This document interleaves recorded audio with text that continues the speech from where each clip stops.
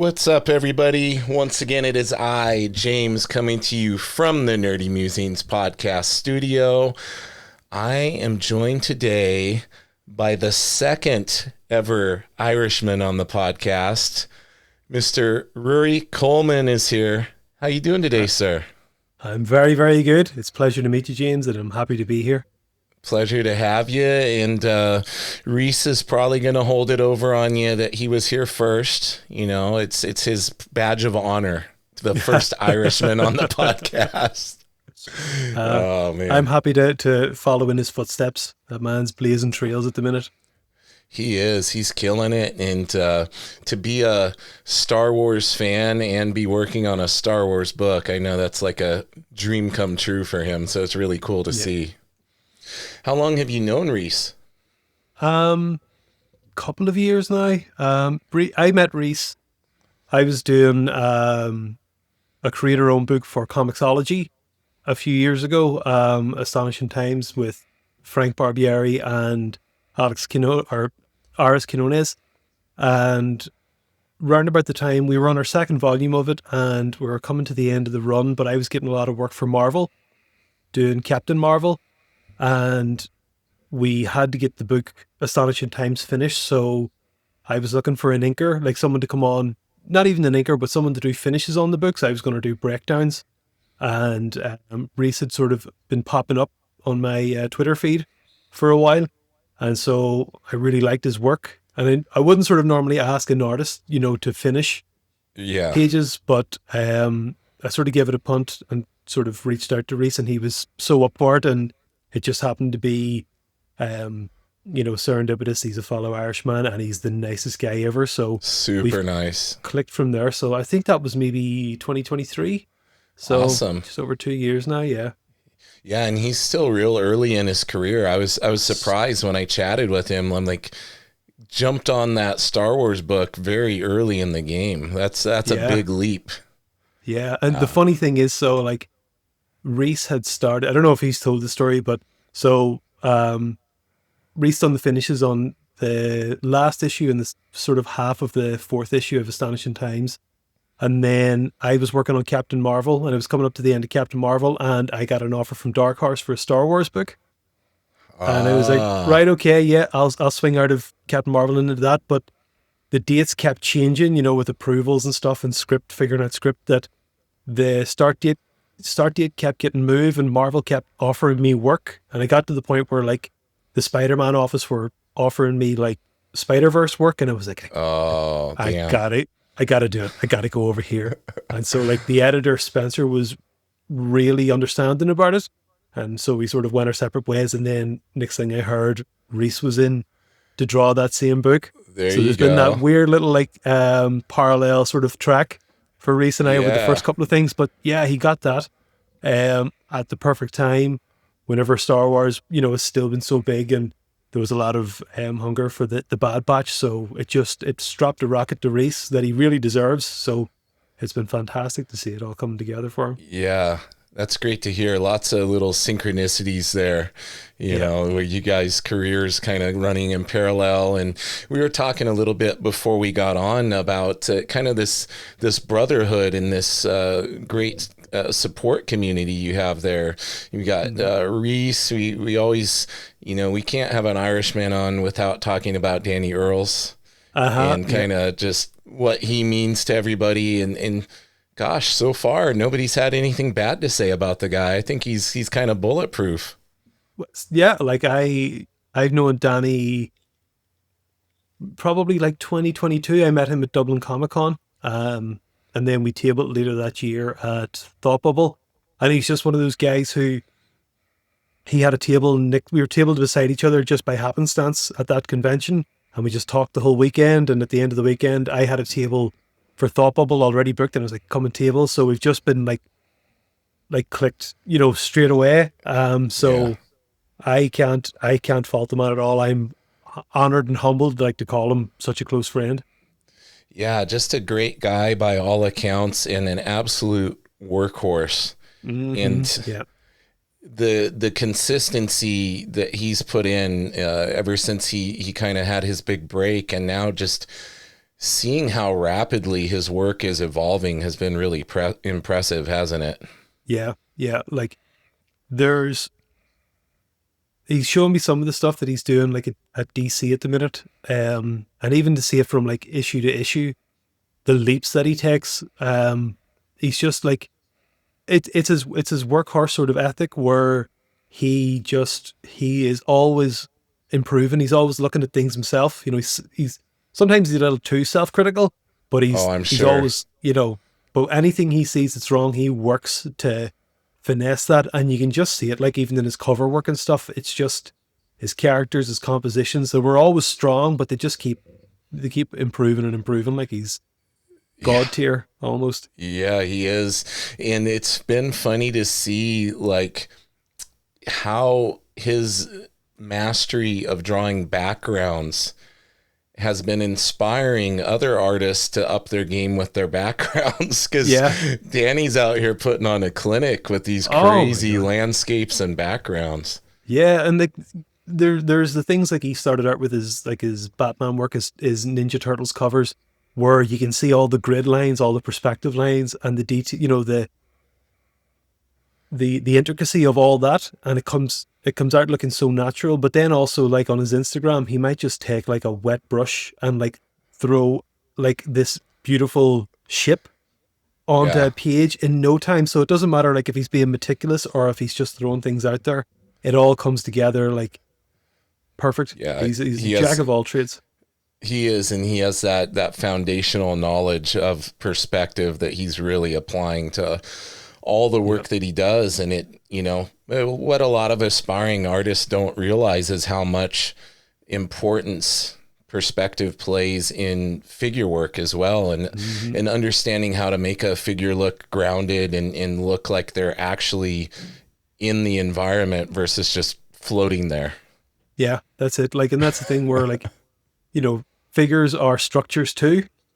And so like Danny is as strong as he is with architecture and stuff, like he applies that same thing like his characters, and he's so good at he's another like we were admiring your art before, and I was saying about how like you're really sort of going into experimenting with, you know, your blacks and stuff, and that can really ground characters in the atmosphere as well. And Danny's not afraid at all to go in, like, you know, Yeah. with his tone and work as well as his shadows and stuff, and all that helps just to ground all those characters. Everything Danny draws feels real and grounded.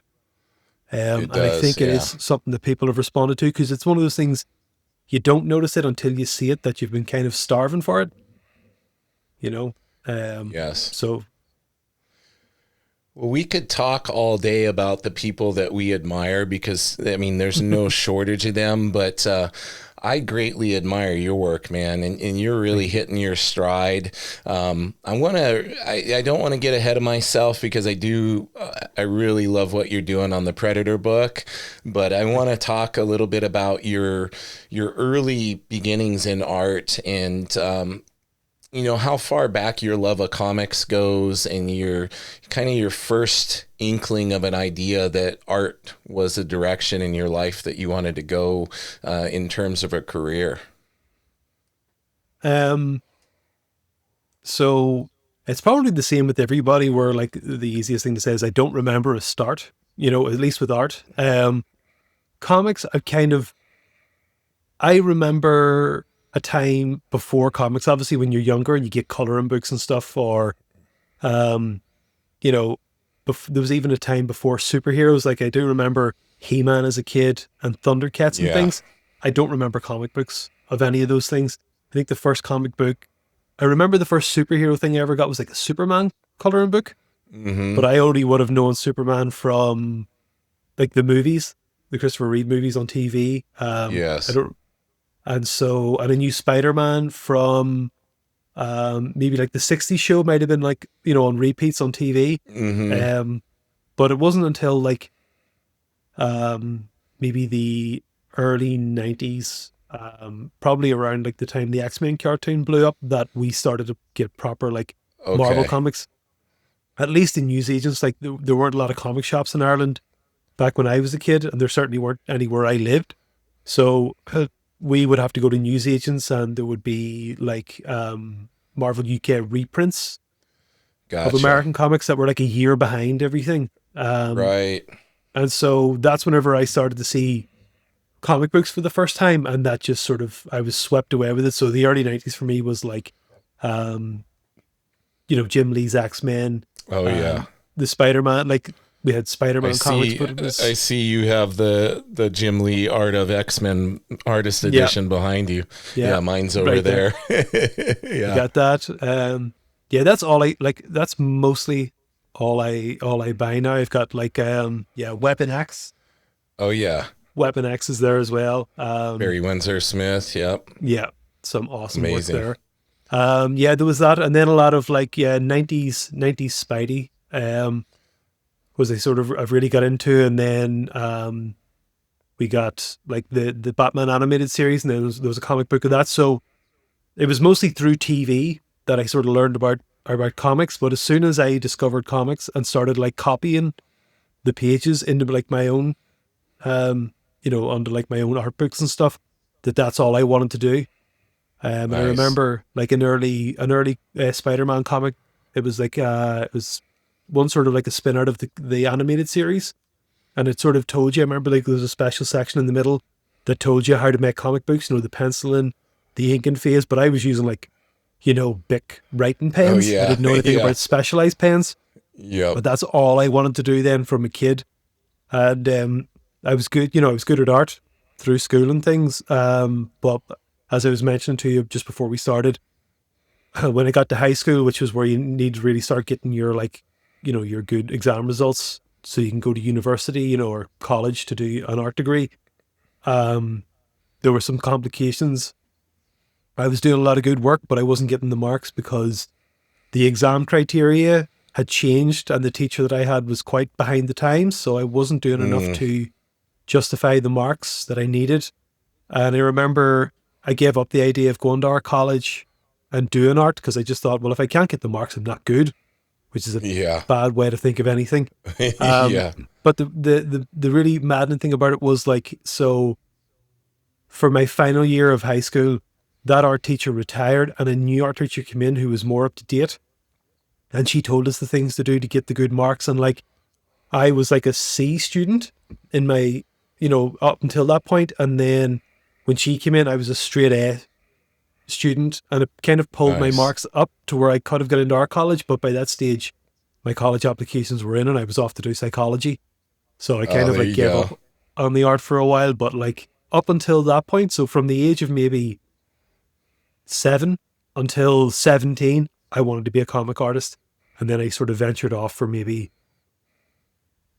8 or 9 years and then came back and was like, right, okay, let's give it a go. Now, when you decided to come back to it, did you kind of recalibrate, refocus, start practicing again? Like, were you picking up comics still in the time in between, or? Yeah. Like when I got to college, um, I was in Belfast in Northern Ireland, and I had a student loan, and there was a comic shop in Belfast. The first time I'd ever been in a comic shop, and I blew through my maintenance loan, buying comic books and things. So I got really back into comics again. And that's when sort of like, the spark started up again. Same as when I was a kid, I just started like drawing things, copying things, studying more so the comics and the way like, those artists that I like, how they drew. But I never done like, I know like, speaking again of Danny Earls, Danny went really hard for craft whenever he decided it's time for me to do this. I kind of fumbled Yeah. into it just out of like, I let my passion lead me. I didn't know the path into comics still then. So we're talking like maybe 2008 or so by the time I was sort of thinking I'm going to give this a go. But I've been out of the loop of comics for so long that I didn't know how you were supposed to break in. I knew you had to do samples, but I didn't know where to send them to and any of these things. So I kind of fumbled through a whole lot of it, just being, letting, like, as I said, the passion for it guide me in a lot of ways. So it was a bit of a messy sort of venture into comics. I had to like go to a few shows, and people at shows were pointing me in the direction of people I should talk to and things that I should do. Um, So I could have been, when you say about refocusing, I could have been more focused, Yeah. but But it sounds like you found your way through, and I'm assuming you knew the approach of having like examples of sequentials mhm, and all of this, developing a portfolio and mhm. started to make those connections and get it pointed in the right direction at the shows to show your samples to people. So, what was the first like publisher that gave you a your big break to get in and actually do a professional gig? My first gig was with Nate Cosby at Dynamite. It was like a Turok book. So it was kind of like it led on from that, like going to conventions and meeting people and being told about, get a social media account, start sharing work online, and through there I got to meet people like Will Sliney and Declan Shalvey, more of the Irish guys, and Will seemed to take a liking to my work. And so what had happened was Will at that stage was, I think, close to signing his first contract with Marvel. Um, and he'd pretty recently worked with Nate on, was it MacGyver or something? Oh And so yeah, I think so. they needed fill-in pages for this Turok book, and they reached out to Will about it, but Will was already off to the races with Marvel. So he said he had to turn it down, but he gave them my contact details. And so that's how I ended up on Turok. Oh, Um, that's awesome. Yeah, and then so I done that for a while, and then I was doing a lot of small press stuff. It's kind of those, when you're trying to break in, you get something from a publisher, and you're like, right, okay, I'm in, and then once you finish that job, especially with fill-in work, you kind of disappear again. So I was doing more small press stuff, and then Will came back around again. He had connections with a publisher called Panini in Europe. Mm-hmm. And it was around the time the Star Wars Rebels cartoon was on, and Panini were still making their own original Star Wars comics for like a kids magazine, and they needed a new art team. So Will connected myself and Chris O'Halloran, the colorist from Cork, and we were together then as a team, and we started working on Star Wars stuff, which was a great door opener then for going back to like Marvel and stuff with samples, because it's a bit more Yeah. relevant than like I was doing zombie books mostly with small press, which was a little Okay. more niche. So Yeah, yeah. Will did a lot of like opening doors for me that sort of allowed me to get some more published work, so I can show that I can deliver the deadline, but also I'm working on licensed properties. I'm working on well-known characters, so that kind of improves your portfolio a whole lot. For Um, sure.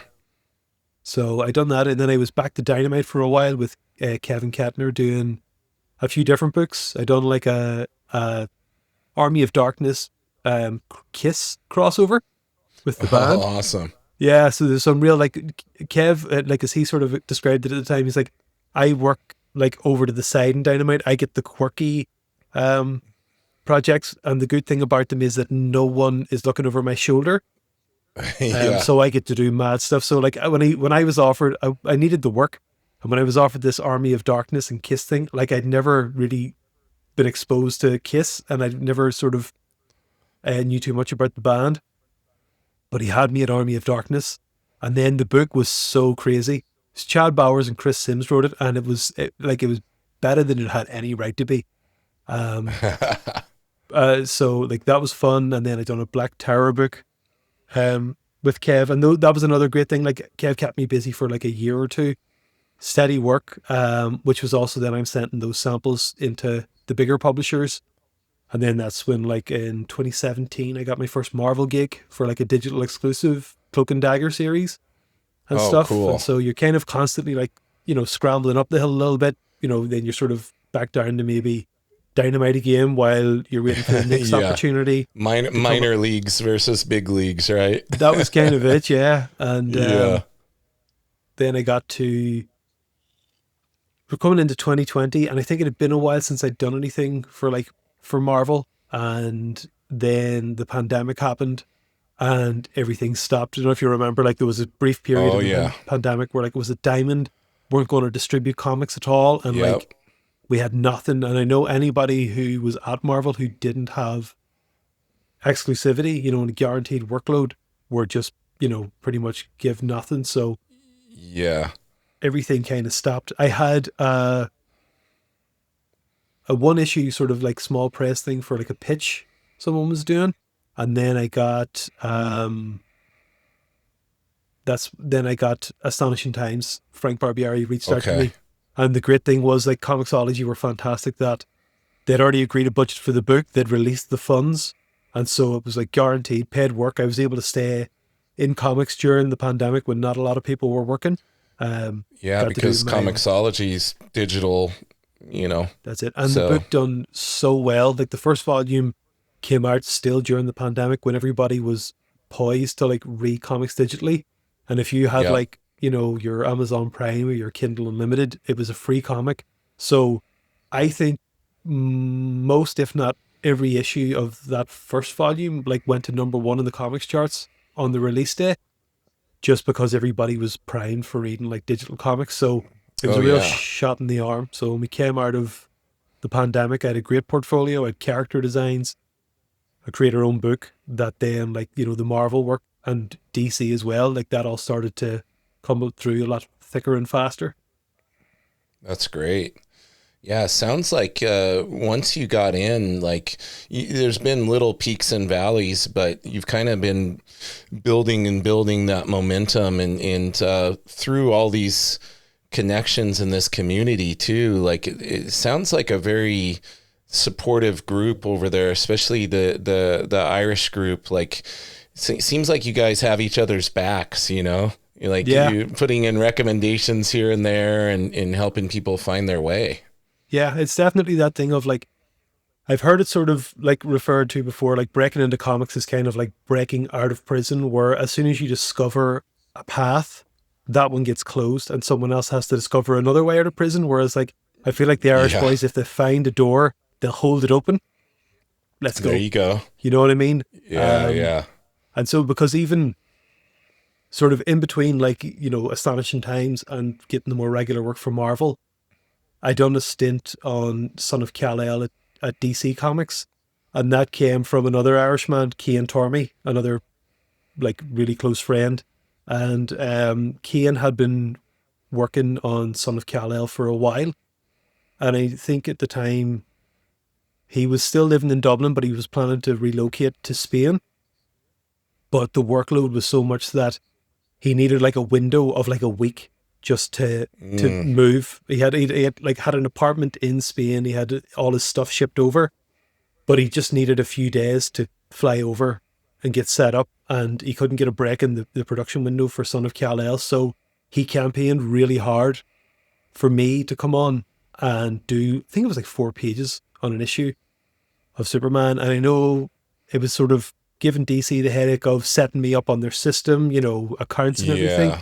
Whereas it would have been easier just to grab somebody, but he really pushed and they went for it and they brought me on for those 4 pages. And then like a month later, they came back and they offered me a lot more work on that book. So Cian and I kind of like rotated pages on the last few issues of that run. And then Marvel seen that I was off at DC, so they wanted me back. And that's when they started offering me more work. So it's Oh, definitely that awesome. thing of like, there's always someone looking out for you, Yeah, recommending you for work. And then the more work you do, it sort of generates a bit of cachet. yeah.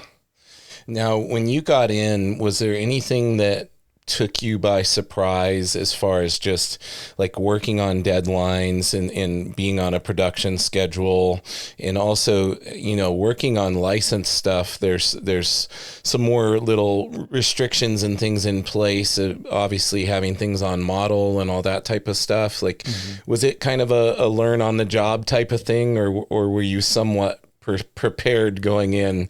Like, did you anticipate the challenges, or was it more challenging when you got in? It was one of those things where there was no kind of anticipating it. I working in comics. Comics is such an unorthodox industry in that like you don't need any qualifications to get in. I know there are now, especially in the States, there are like comics colleges and comics courses and Mm-hmm. stuff, but we're all like, independent contractors. You're not, very few of us get to be like in the offices at the pitches. to see what way things work on the inside. And as far as like editors are concerned, you're a supplier. So it's kind of like, they reach out to you. I need this stuff and this is the date I need it by. And then they don't know your level of experience or anything. It's kind of a gamble for an editor too, because you could have a great portfolio and not be ready for the, the workload that's required. And there's no way to learn that, but just to do it. Like the saying, must do is a good master. That's something that I live by. And so I remember on that Turok book, like the deadline was really, really tight on that. I was living in England at the time with my girlfriend, my now wife. And I remember sort of like, once I got the workload, I kind of figured out how many days I had to do the amount of pages. And then I had to figure out how many hours I could work in a day while getting enough sleep at night that I could be productive the next day. So I actually be functional. Yeah, so it really is about like, and I said this to anybody looking to break in, you really have to be very pragmatic about not just sitting down and doing the work, but like how you're going to sustain that workload. So I remember sort of figuring out I need to get up super early in the morning to start work so I can get a good run at this. And I was getting up at like 5 a.m. and then working through to maybe 10 p.m. Obviously taking breaks for like, meals. And when my girlfriend, she was a teacher at the time, for her coming home from work and stuff. But then 10 o'clock, it was into bed, 7 hours sleep, back up at 5, and just repeated that. I think I had like maybe a week or two to get the work in, and I managed it. And so that's when from that point, I get up at 5 every morning now, like I have since, and that was maybe 14 years ago. Okay. At this stage. So you became very, very regimented. Pretty much, yeah, straight away. I kind of, I knew what my most productive times were. So like up early, I sort of figured, I realized that if I start work at 5, by 12 o'clock, I could have more done in that period than I would from like 12 o'clock to 10 o'clock at night. I'm just more, that's my, my most productive time. And then, as time goes on, and obviously, as I get older and stuff, like that 7 hours sleep, that's mandatory now. But then I also have to be careful about like, the way I'm eating and stuff, and like staying hydrated during the day. It's a good way to keep you honest. It's almost like, like being a monk is like a vocation after a while, where you can either, do the job with bad habits, and just sort of like faff about and crunch and like, whenever deadline's coming up, and not sleep and eat sugar to keep you awake, and your posture's wrecked because you're not looking after your body, or like, so I sort of figured it out early on to try to be, to look at it like the most sustainable pattern, and trying to get things in, and then trying to get those hours down so that I'm not working from 5 a.m. to 10 p.m. and trying to like condense that down. But that's reps after a while, you sort of, you can get your portfolio up to a stage where it's good enough to like get the work, but you can't spend the time on the job that you did on your portfolio, because you could sit for days and weeks doing 6 pages, but you need those 6 pages in a week when you're doing the professional job. And that just means a lot for me was like learning on the job, anatomy and stuff. A lot of that I had to figure out on the job. I obviously had enough of a grasp that I could pass muster with some publishers, but then I had to get better at it, because you want to move up the leagues. Definitely. Now, are you penciling and inking your own work? Yeah. I'd always wanted to be a penciler, like, because that's what I fell in love with, Jim Lee, Mark Bagley. Like, when I really got super enthusiastic about being a comic artist was during like the Clone Saga, because like, Mark Bagley, John Romita Jr., like Mike Waringo was coming in towards the end. There was just this like rotation of amazing artists, and there were all the pencilers that I was sort of gravitating to, and so I just, on the rare occasions that you got to see pencil pages in comics, they might show you a preview of some pencil pages. I just thought the pencils looked so cool. That's what I wanted to do. Yeah. But I've like, always been the same way. Just I drool over all the penciled stuff. I love oh, it. yeah, like we were at a convention, was it 2018, with New York Comic Con, me and Kieron, and Joe Madureira's art dealer was there, and he Oh had man. like Joe's pages from Savage Wolverine. Yep. Unbelievable. Mind blowing, and they're drawn to scale. Like all that fine Yep. detail is in like comic book scale pages. So I've always like that's what I wanted to be, was a penciler. And I also knew like inking is such a different skill. Like I love inkers like Tim Townsend Mm-hmm. um and guys like that.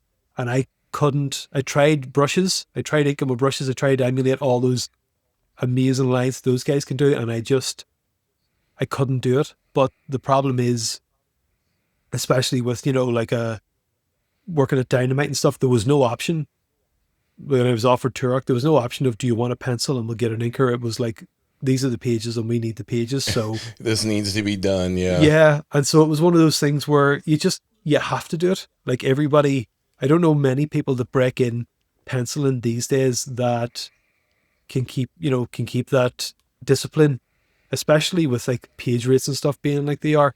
So that's the way it got for me, where I started out being hesitant about inking, and then I kind of got proficient enough that um that I didn't hate my inks.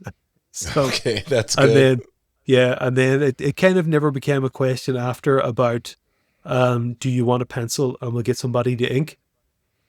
And I remember it was with Son of Kal-El at DC where I had to take the plunge of going fully digital. Uh, Okay. to try to save time, because even the physical inking, um, it's such a drawn out process. But now, again, with reps and things, and also the nature of digital inking and the fact that everything feels zoomed in when I'm inking Mm-hmm. and I've got a good sized tablet, but I can't get a sense of the scale of the whole page. So I always find that I ink something really nice, but it doesn't look well, on the finished page. So I Yeah. have actually now, since Iron and Frost last year, I've got enough reps in now that I can pencil digitally pretty fast enough that I can I'm more now sort of, my digital pencils are more like layouts, and then I've back to inking on paper, but my inking is more like finishing. So I'm doing a lot of like the detail and the lighting in the inks. So Okay. it's That's sort the of, part that scares me. That drawing more with the ink is the part yeah. that scares me. Like staying loose with the pencils. But it sounds like you've gotten to the point through a lot of practice to where now you're comfortable doing that. Again, must do as a good master. Like I Yeah, kept coming yeah, up against this problem with the digital inks of like, I'm just not happy with these. And I've been doing it long enough that it just doesn't feel like I'm going to be able to break through through this problem without, a lot more effort. And there's also the aspect of like with digital, once you finish and send that page off, you have nothing. There's nothing there to be. And I'm just like, I had that instinct that if I have the paper in front of me, I know the scale at all times, what I'm working yeah, with. Um, I won't be noodling around zoomed in and wasting time that way. Like I'll always have an idea of how fast I have to be moving, because the full page will be in front of me. And if it's like 2 or 3 hours in and I'm still up here, I need to pick up the pace, and work down the page. yeah, Um, so it wasn't really a confidence thing. It was a necessity thing for me, I think, especially sort of getting looser on my pencils, because I still some days, tighten up too much. And then when it comes to inking, it's kind of like I'm redrawing the thing. So right. I still am trying to like be critical at all points when I'm penciling, to be like, that's far enough. I can take that. I have enough information there that I can pull out what I need in the inks and do, I just have to move on, because it is, again, it's all about time frames, and you have to Yeah, be a it's a bit, necessity. Yeah, yeah. And it's one thing yeah. like where In oh, go ahead. it's like one thing that I do, like, I talk to, say, Reese, about whenever, especially when he was offered the Star Wars thing, I was kind of like, right, okay, here's what I've learned from doing Star Wars books. Is like straight off the bat is it's a lot of detail. Like all those costumes, especially you've got the Bad Batch, that armor and stuff. It's shapes in 3-dimensional space. There's lines on them. It takes Yeah. a lot of time. You're not going to have the time you think you'll have to noodle. It's like, it's going to be uncomfortable to start off with, but it's one of the hard lessons to learn is like, you have to look at something and be like, if that conveys all the information the panel needs, you need to stop and move on. You know, you can come back if you've got time. If you get the rest of the page finished, you got a few hours and something you don't like, you can fix. But if you spend all your time fixing every problem as it comes up, you're going to fall behind. And especially on a book like this where you'll hand something in and then once the licensors see it and they have a ton of notes, you get it back and you have a load more hours to do on it. You kind of have to just start being very pragmatic, and it hurts. It hurts whenever like art is your passion. And you I can imagine. Yeah. Like there's the preview pages that are out at the minute for the Predator, Bloodshed. The main image they used of the Predator is my least favorite image I've drawn of the Predator. It was bad. Like I drew it and I remember looking at it and saying like, you know, this in hindsight, this was not the best angle to do this from. It's not composed really well. Right. He looks a little bit goofy. It was also my first time drawing. It's the first time you see the Predator in the book, my first time drawing him. But it was just like, I can't afford half a day to fix this, so I have to go on. But I knew like the next sort of splash page I had of the Predator, he looks awesome. But they used the crap one for the previews. And like I've already seen a couple of like comments on it that are fairly critical. Like it's fair. I saw a couple. It's also funny the people those come from, but that's a whole other story. But so that's a perfect segue though, because we got to talk about this Predator Bloodshed book you're doing, because I mean, Predator, one of the most badass characters out there. Yeah. And it's another licensed property where you're having to go in and make sure they're on model and everything. And like you said, when you first start working on it, like I've heard it takes like a few issues to really get into the rhythm of, you know, portraying a character in a way that you are comfortable, like learning about the character, their emotion, their language of how they move and all these different things. So are you finding that you're starting to hit your stride in that regard? Yeah. Like the thing with the Predator was like, it's one of those properties that like in the early 90s, my next door neighbor, he was at college in Belfast. He was going to the comic shop there and he would bring back the Dark Horse Predator comics. So I remember seeing those actually as an early stage as well. One of my, early exposures to comics now that I think about it.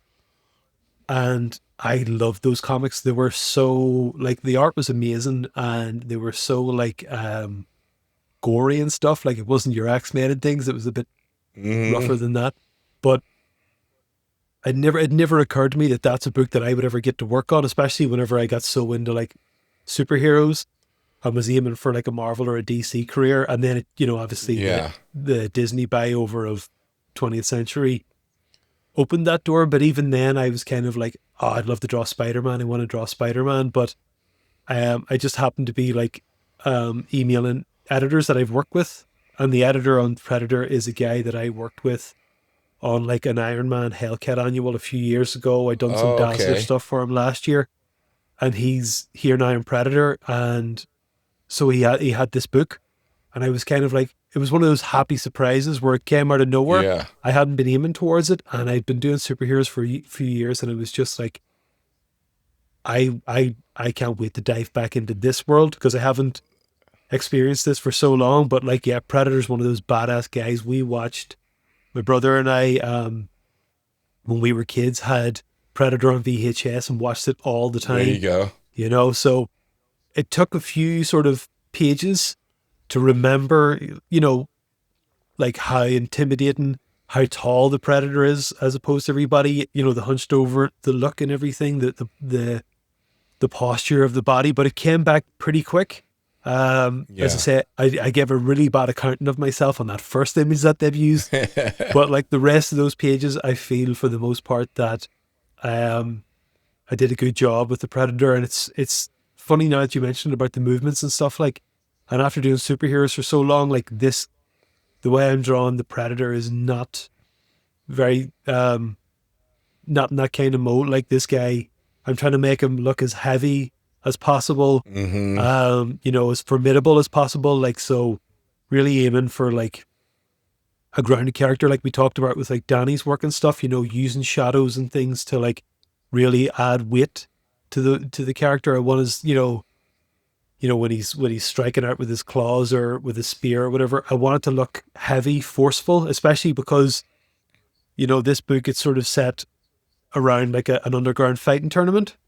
So it's it's regular people, but they're kind of like they're not like Street Fighter characters, but they're kind of like, in that kind of vein. So they can be the light, sort of like fast ones, and then he's to juxtapose him and make him like heavier, more powerful, more formidable. It's just it's been a real joy to like get in there and think about those things, when you're planning your pages and planning your panels.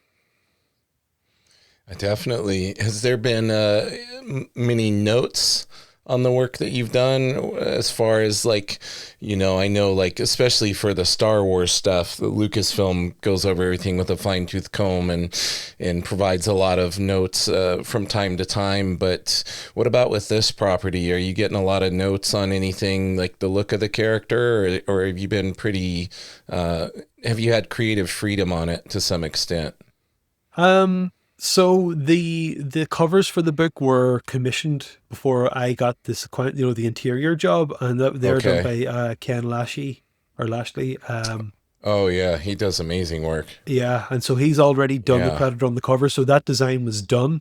So in terms of that, like no real creative license for me, and obviously because those covers were already approved, that design's locked down. So I just emulated that on my pages, and so far I haven't had any notes on the Predator itself, nice. Outside of like just, the when you do the first person sort of viewpoint from the Predator from inside the helmet, about adding some extra like digital kind of signatures and stuff, on the POV shots. That's been basically it, at least on issue 1. I finished issue 2 just this past Monday, and it's being colored. So far, I haven't heard any notes back. So, like, fingers crossed. So far, working with 20th Century has been really, really easy. I don't want to touch wood. I don't want to jinx that. But I have worked with Lucasfilm in the past on some Star Wars stuff, and it's got pretty crazy. When you get some of the notes back. So far, so good, at least with 20th Century. Yeah, I've heard some stories, and I know Reese has done pretty good. He said the only thing that he did wrong, I think, was he accidentally put an emblem on the wrong side because he had flipped the page to check his proportions and everything, and forgot to flip it back. So that was something he had to go in and fix. That's so good. Whenever I started working at on Star Wars stuff for Panini, we were adapting some of the novels that came out around the time of Force Awakens. So there was like a Luke Skywalker centered book called Weapon of a Jedi. And the novel was written by Jason Fry, and it was a writer called Alec Worley who did the adaptation. And I grew up again, Dark Horse Star Wars, and reading like Shadows of the Empire and stuff. And so when it came to doing like doing this book, I just wanted to, homage the kind of comics that I grew up on. So I was doing just some of the flourishes that those artists done on those books, and so there was like from like the X-Wing, there was like energy signatures coming out of the back of the X-Wing and stuff. I was doing things like that, and then my notes back were like, that doesn't have like an exhaust. That's not how that works. And I'm kind of like, but there are comics where that is the way, and it's kind of like, that's not the way it is anymore. So I had to kind of like come up to date, in the way Yeah, I was drawing them. they cracked down a lot on, extended universe versus what's canon and everything. Yeah. So a lot of that Dark Horse stuff got pushed off, but they'll pull from it here and there where it's convenient to, use something, put a nice Easter egg in there for us hardcore fans. Oh, cool. Yeah, I think there was a little bit more artistic freedom because obviously those graphic novels, those Dark Horse series were all done, in the time between the original trilogy and the prequels. And I'd say at that time, they were happy for people to just do their thing. And obviously, whenever I came along, we'd had the prequels. We were coming into like a sequel trilogy and everything in between that. I'd say Lucasfilm had tightened up a lot on making visual continuity between the comics and the movies and everything. But some of the notes, they got a little crazy. I'm not, speak about it publicly, but sometimes they got a little bit crazy. We were sort of wondering why you were even drawing anything anymore, Right. We'll talk off air about that stuff. I will tell you that off air for sure. Yeah. So how is this Predator? Is this a mini series? How many issues are there going to be? It's a 5-issue miniseries, which is awesome. Nice. Because it feels like we're getting less and less 5-issue miniseries these days. Even it's getting like it does. 4 and 3. Yeah. So this one's going to be 5 issues. Hopefully, I'll get the script for issue 3 next week. But it's been fun that Jordan Morris is writing it, and we've been able to invent this great playground. It takes place like it's an underground fighting tournament, but it takes place in like a stadium hidden in like a rainforest in South America. Oh, awesome! So I got to design this like stadium that sort of comes down in tiers down the side of like a mountain. Yeah, and I got to lay that out, in terms of like where the actual arena is, where the living quarters are, so we kind of have a whole geography, to take these characters through as they try to survive an attack by the Predator, who's obviously come here to see, he stumbled across some you're getting to do some world building and some lore and all of this. You putting your mark on the Predator universe. Yeah, that's it. As I said, like I couldn't do anything in terms of designing the Predator himself, but all this other stuff has been a lot of fun to play around with. And I think it's great because it's different from like, the arena's in a jungle, but they're not in the jungle, they're in this arena, at least for now. So it's not like, the concrete jungle version. It's I don't know if this has been kind of done before in the comics or anything. So it's been really nice to do that way. I've designed all the all the humans and stuff to give them their spin. And so even just, I like the whole challenge of, in comics, especially now that you don't have, location captions a whole lot. So you have to, through the dialogue and the art I have to move these characters through a whole building and make it legible for the reader where they're going. And those are kind of like, the tricky little things that make the job a bit more interesting. So it's not the whole... Yeah, definitely. It's not like, I can't sort of be like, I have added stuff to the Predator universe, but the day-to-day joy is just this real nerdy thing of like, but did you notice the door there? And then they went through that door in this panel? Yeah. Because if you've done it right, nobody will notice, but those are the kind of things that, like, guys like, Reese and Danny and I and Kieron and stuff, that's the things we'll talk about. That's the stuff they'll pick up. Yeah. Did you have an opportunity to check out the Predator Badlands movie? Not yet. No, I've only just caught up on the Hunter of Hunters. Okay. I don't want to hype it up too much for people, but I'm like so excited about it. I'm recommending it to everybody because I thought it was really good. Yeah, I've heard nothing but good things about it. Anybody that's seen it, but I don't know if it's out on digital yet, but I don't know if that's like a Valentine's date movie for me and the wife tomorrow. Well, here surprisingly, my wife is not into Predator movies at all, and she loved it. Oh yeah? There you Yeah, go. That's what I'm 'cause going to I tell was her. like, I was like, you're gonna love this movie, and I guess I know what she likes, and she's like, oh, that was so good. We actually purchased it on digital and everything. Oh, cool. Okay. Yeah, That's a yeah. ringing So I would endorsement. recommend it. I would recommend it as a Valentine's movie. Awesome. And if it doesn't go well, I can blame you. So, You can blame me. It's got some cute, funny-ish things in it that I think will appeal to the wife. So okay. We'll go yeah, with that. highly recommend. 10 out of 10. Fantastic.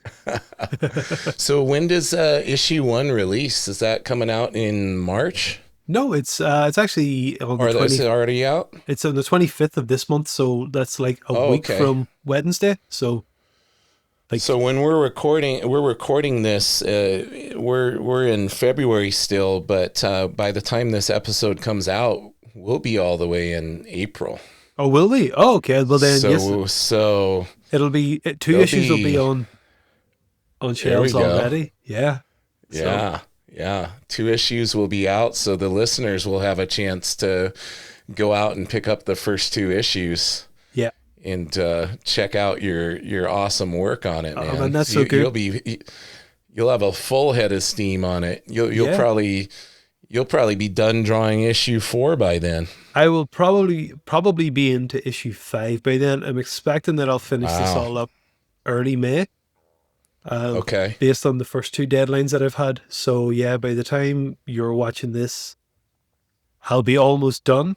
2 issues will be out, and it's great because issue 1 is obviously it's all the setup, introducing the human characters and then teasing the predator, and the predator shows up at the end, and then issue 2 is Yeah. like the all-out chase.